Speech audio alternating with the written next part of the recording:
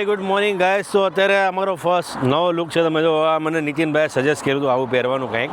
This is my new look અને અમે લોકો છીએ અત્યારે નિયર અબાઉટ એડિનબ્રા.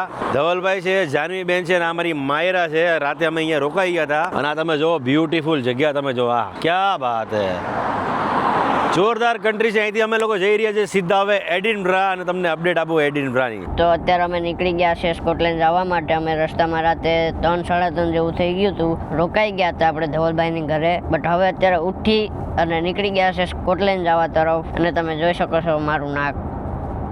અને 2 કલાકમાં એડિનબ્રા પહોંચી અને તમને મસ્ત એડિનબ્રા સિટી જે દુનિયાનું સૌથી બેસ્ટ સિટી ગણવામાં આવે છે તમને બતાવીશું. મતલબ કે લોકોનું ડ્રીમ પ્લેસ હોય એ તમને બતાવશું. જો કે મારું ડ્રીમ પ્લેસ હતું. અને ઝીણો ઝીણો વરસાદ આવે છે. ક્યાં બાત હે.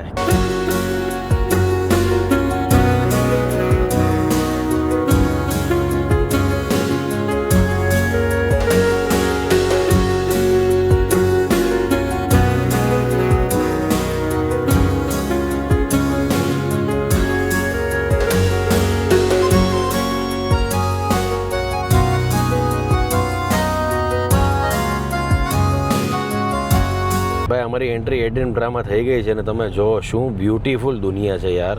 ખરેખર જોરદાર. ખાલી અંદર આવતા જ એમ થઈ ગયું કે શું દુનિયા છે યાર. બતાવું તમને એડિનબ્રા.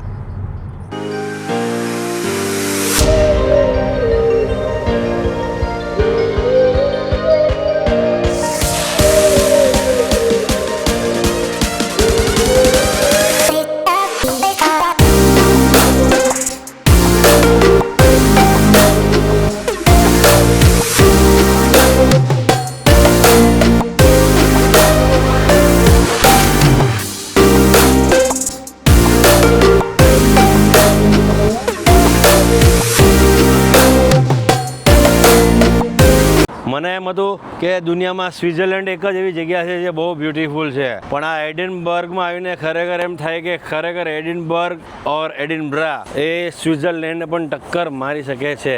જો લડોહીમાં મને કહી ગયા ઇટ્સ એડિનબ્રા. તો Edinburgh is one of the finest city, beautiful city, tourist city of Scotland and in the world. Yes, but સ્કોટલેન્ડનું છે, કન્ટ્રી સ્કોટલેન્ડ છે અને એડિનબ્રા સિટી છે. તમને બતાવું ભાઈ, ખરેખર માનવું પડે હો, દુનિયાનું બહેતરીન કન્ટ્રી છે એડિનબ્રા. શું વાઇબ છે યાર, શું પબ્લિક છે એની, ખરેખર ગજબ. આ બધી બસ જો, ધ ટુરિસ્ટ પ્લેસ તમે જો, મારી આગળ પાછળ તમે આ નજારા જો, આ બધી એકદમ ઓલ્ડ પેટર્નની તમે જો બધી બિલ્ડિંગ છે, એકદમ હેરિટેજ કન્ટ્રી છે આ યાર. અહીંયા તમે ગમે અહીંયાથી ગમે ફોનમાં 33-15 ફોટો પાડો ને જો કેમેરો હોય તોય સારો આવે.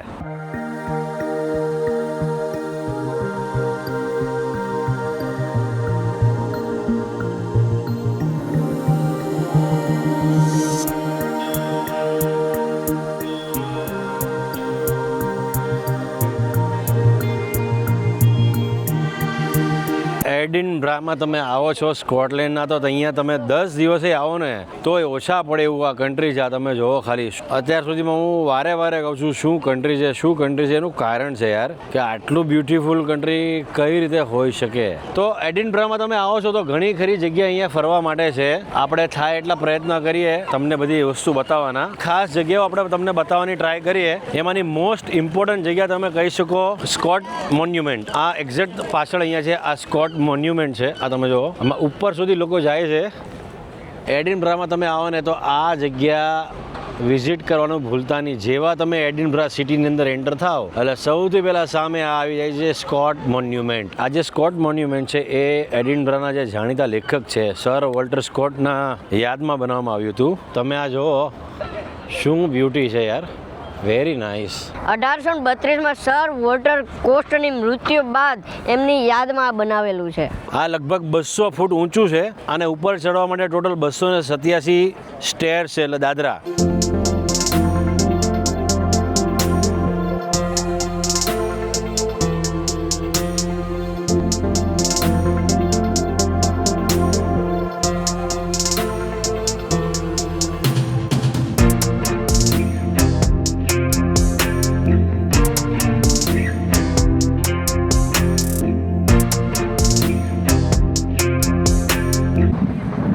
તો હવે અત્યારે અમે સ્કોટ મોન્યુમેન્ટ પતાવીને જઈ રહ્યા છે વિક્ટોરિયા સ્ટ્રીટ, જે એડિનબ્રાની બહુ ફેમસ પ્લેસ છે અને ત્યાં જઈને હું તમને બતાવીશ હેરી પોટર રિલેટેડ કાંઈક વસ્તુ, એટલે તમે બન્યા રહેજો.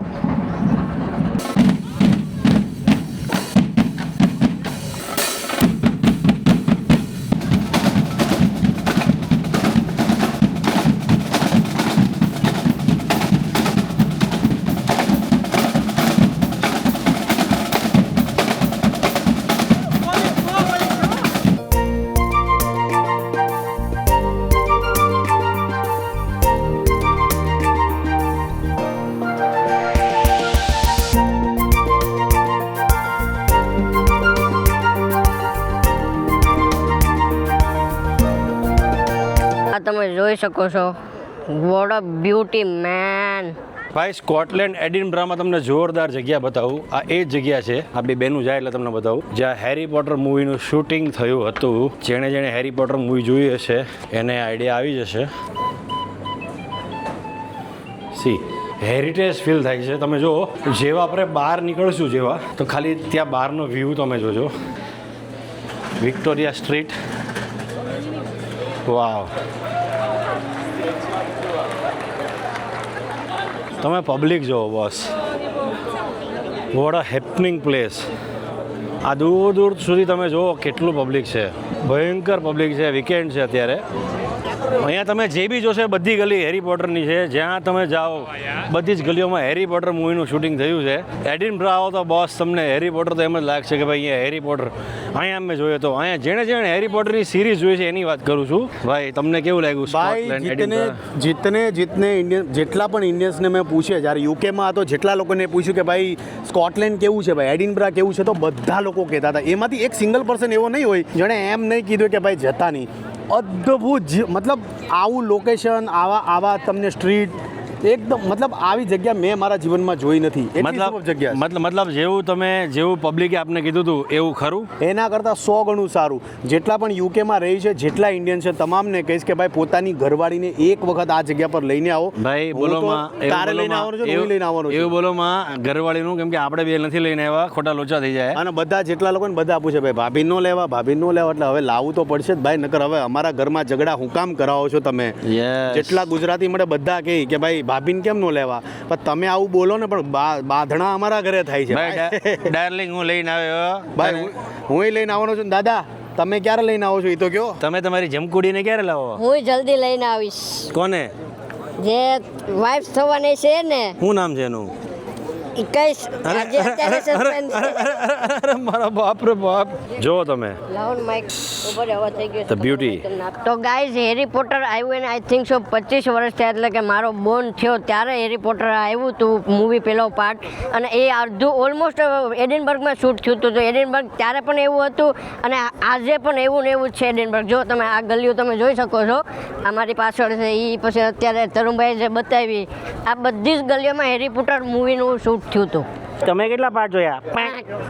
મેં લાસ્ટ 1 કે 2 પાર્ટ બાકી છે, બાકી બધા જોઈ નાખ્યા. અચ્છા.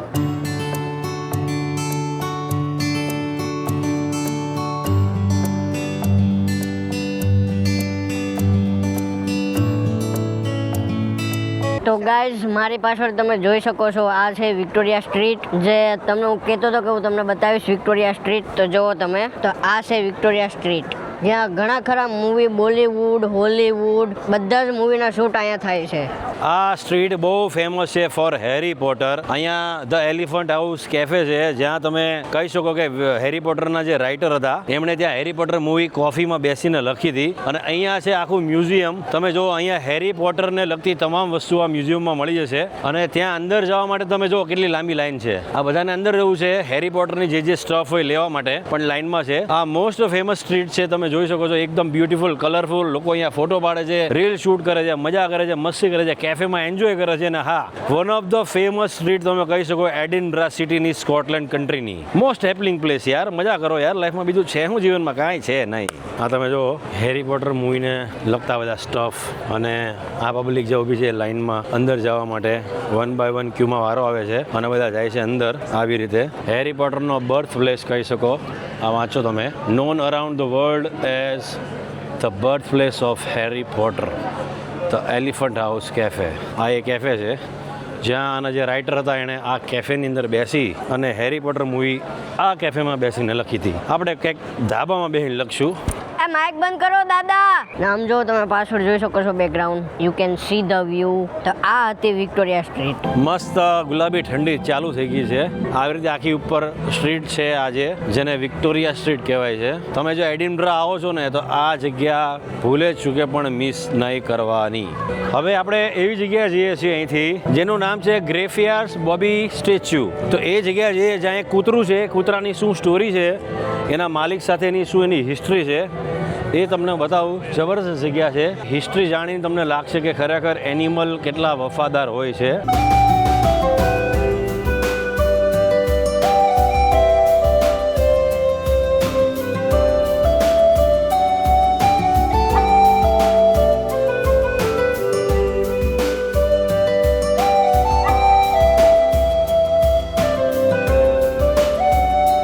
મારી એક્ઝેક્ટ પાછળ તમે જોવો છો જેનું નામ છે ગ્રેફયાર્ડ્સ બોબી. આ એનું સ્ટેચ્યુ છે. એક નાનું ડોગ હતું જે બહુ ફેમસ હતું એડિનબ્રામાં.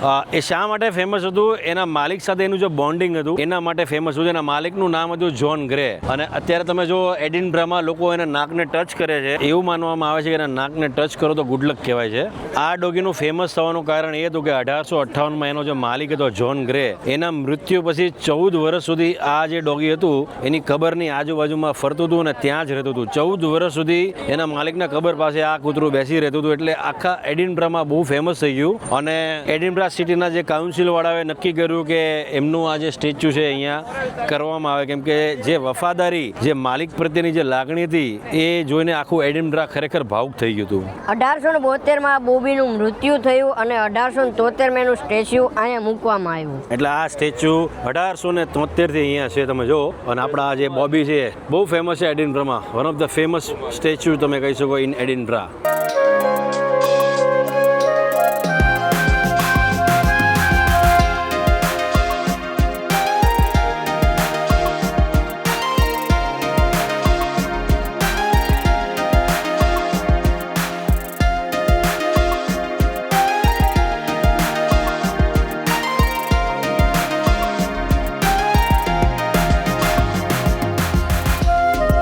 ગાઈસ, તો અત્યારે સ્કોટલેન્ડ એડિનબ્રામાં ખૂબ જ મસ્ત ઠંડી પડી રહી છે. અમે લોકો બહાર અત્યારે જમવા આવ્યા છીએ. આજે મસ્ત થાકી ગયા છે સિટી ફરી ફરીને. ઠંડી ખૂબ છે ને હવે ખાઈ અને ઘરે જઈ અને ગોદડા ઉડીને સૂઈ જાઉં. નવા વ્લોગમાં મળીશું. ત્યાં સુધી બધાને જય માતાજી, ગુડ નાઇટ, જય Shri Krishna and God bless you all. કંઈક તો બોલ દાદા. હવે બધાય હુઈ જાજો. તમે બધાય પણ. એ તો લોકો હુઈ જ ગયા છે કદાચ ઇન્ડિયાવાળા તો. પણ અમે હવે ખાઈ પીને હુઈ જાવ. ઇન શોર્ટ વાત પૂરી. ચાલો ગાઈસ, જય માતાજી, જય શ્રી કૃષ્ણ.